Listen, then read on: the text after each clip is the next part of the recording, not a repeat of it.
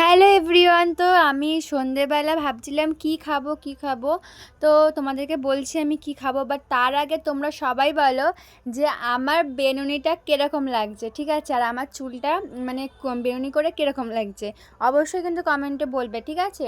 তো সন্ধেবেলা আমি একটুখানি দোকানে গেছিলাম, ব্রেড নিয়ে এসেছি, আর হচ্ছে গিয়ে এনেছিলাম দুটো ডিম। তোমরা বুঝতেই পারছো আমি এখন কি করব, বলার কিছু দরকার নেই তাও।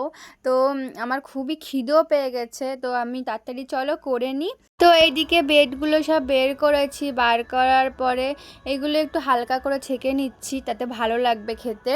তো এই যে হয়ে গেছে সব। তো এইদিকে আমি একটু ডিম দিয়ে অল্প অল্প ডিম দিয়ে মানে ডিম টোস্ট করছি, আর এইদিকে আমি দেখো না, তো আমার ফাইনালি হয়ে গেছে পুরো মানে বেডই আমি করে নিয়েছি, রাখিনি একটাও, ডিম টোস্ট করে নিয়েছি। তো এখন আমি খেয়ে বলবো যে কেমন হয়েছে নিজের রান্না।